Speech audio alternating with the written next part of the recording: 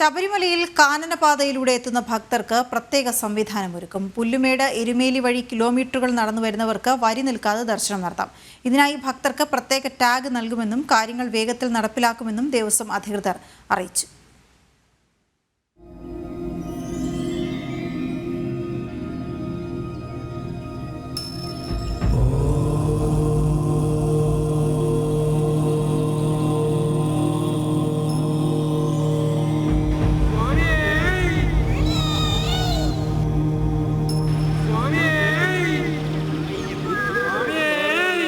അയ്യനെ കാണാൻ പുല്ലുമേട് വഴിയും എരുമേലി വഴിയും കാനനപാതയിലൂടെ എത്തുന്നത് നിരവധി ഭക്തരാണ്.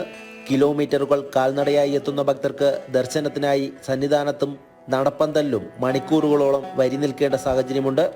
ഇതു കണക്കിലെടുത്താണ് ഭക്തർക്കായി പുതിയ സംവിധാനമൊരുക്കുവാനുള്ള തീരുമാനമായത്. യോഗത്തിൽ ഇക്കാര്യം ചർച്ച ചെയ്യുകയും വനം വകുപ്പുമായി സഹകരിച്ച് കാര്യങ്ങൾ വേഗം നടപ്പിലാക്കുമെന്നും തിരുവിതാംകൂർ ദേവസ്വം പ്രസിഡന്റ് PS പ്രശാന്ത് പറഞ്ഞു. അത് ഇന്നലെ നടന്ന യോഗത്തിൽ അവരുടെ ഒരു റിക്വസ്റ്റ്, അവിടുന്ന് വരുന്ന ഭക്തർക്ക് 18 കിലോമീറ്റർ നടന്നു വരുന്നവരാണ്.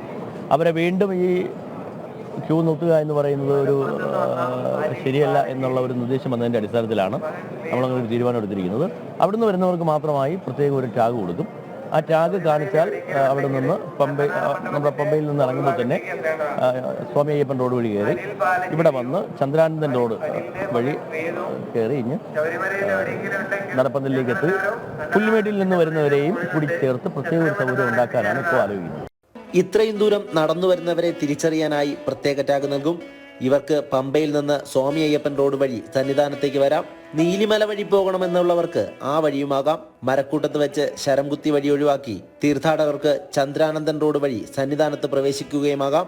ഇങ്ങനെ പുല്ലുമേടിൽ നിന്നും എരുമേലിയിൽ നിന്നും പ്രത്യേക പാതയിലൂടെ നടപ്പന്തലിലെത്തുന്ന ടാഗ് ധരിച്ച ഭക്തർക്ക് പ്രത്യേക വരിയാണ് ഉണ്ടാകുക.